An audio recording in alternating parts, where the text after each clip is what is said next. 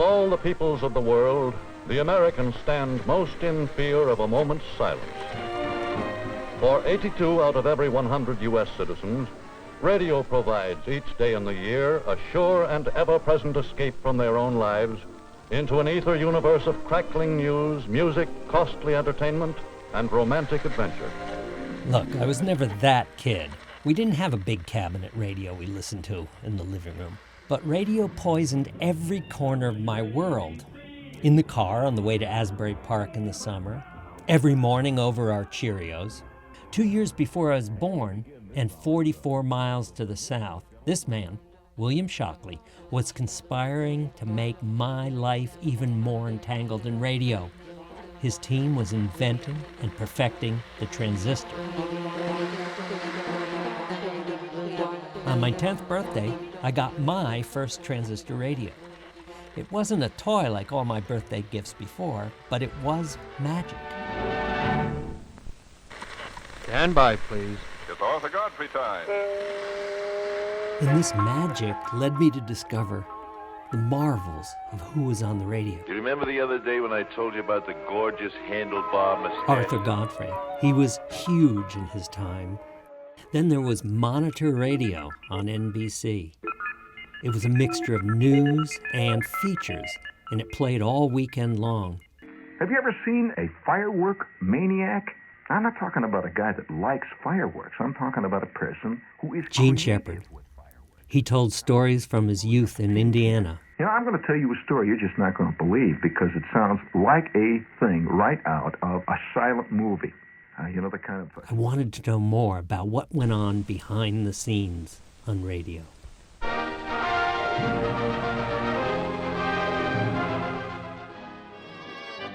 Sipping cider by the Zyder Z, the Zyder Z, the Zyder Z. Wouldn't it be more than heavenly with you so close to me? Love can be sublime. And now let me tell you about McTavish's Skinless Weenie. Mmm. So long, so pink, so flavor-rich, with lots of tasty goodness. The trouble with being a little kid and being interested in radio is that you don't have a radio station.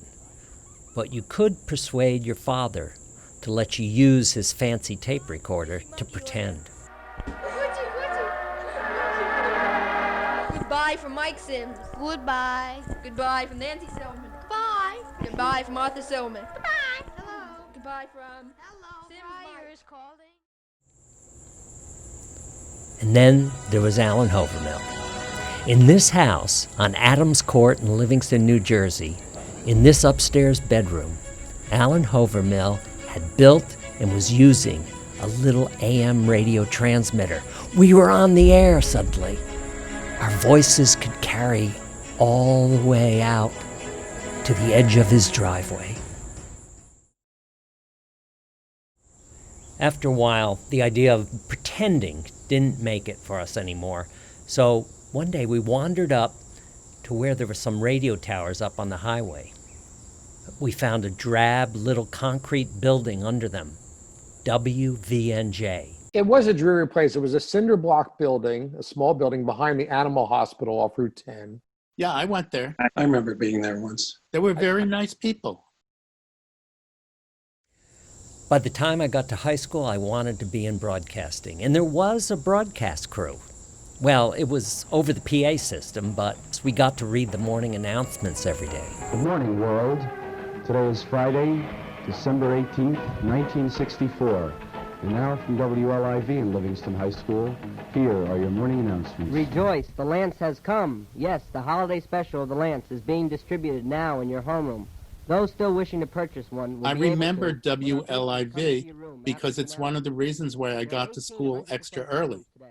Any student interested in being tutored by the Spanish Honor Society, please see Mr. Gorelick in room 105 during or after school. The Spanish Honor Society... I'd like to be able to say that radio was my sole passion, but I got distracted a little bit. I mean, there were newspapers, too. So I put out my own weekly paper for a couple years. And when I wasn't doing that, I was also making 8mm movies with friends. When I went off to college, I made more movies. More terrible movies.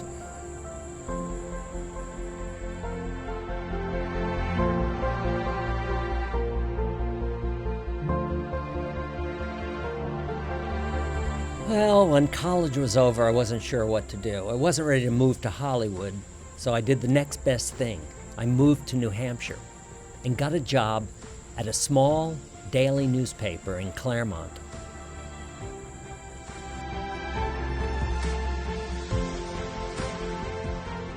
But one day, I got an assignment to go across the covered bridge to Windsor, Vermont, where someone was setting up something called Vermont Public Radio.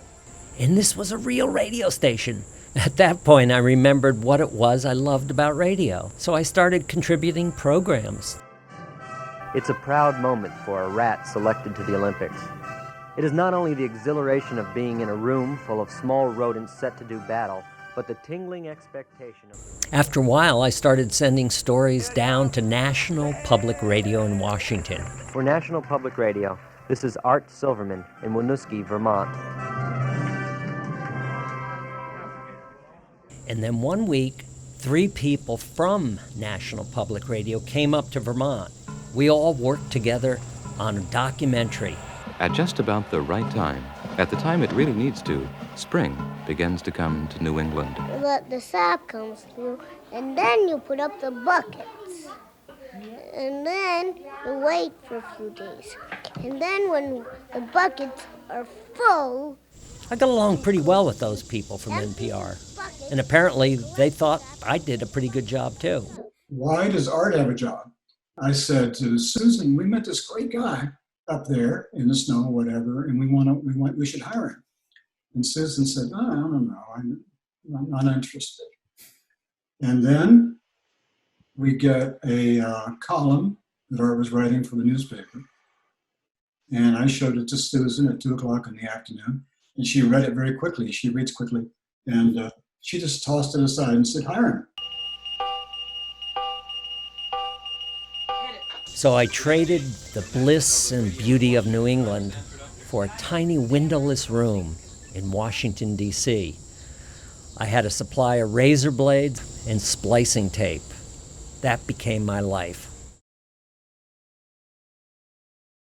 You know, it wasn't just my skill weeding out ums and ahs that led to my success in radio.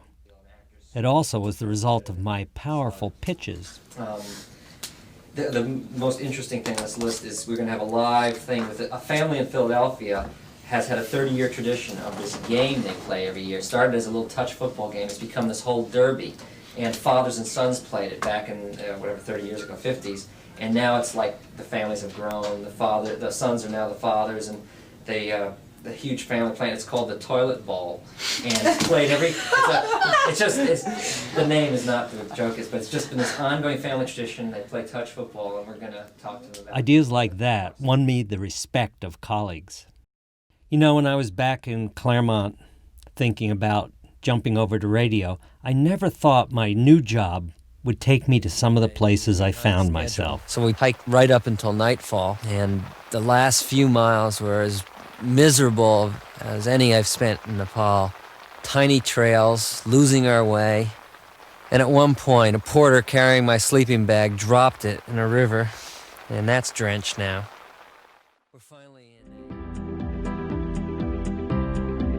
Eventually my life became intertwined with radio. Is it because I loved radio?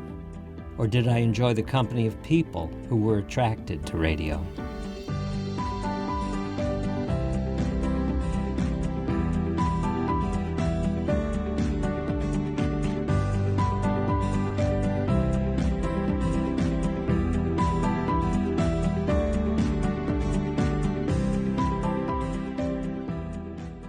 Over the years, people left. Unbelievably, they left NPR. Some to television, some to newspapers.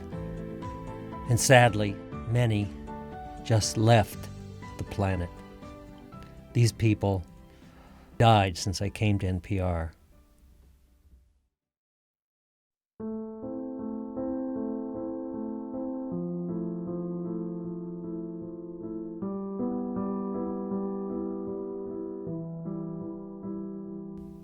They'll never be replaced. But the encouraging thing is that every year there's new people. And you might ask the question, why does art still have a job? Well, there's your answer.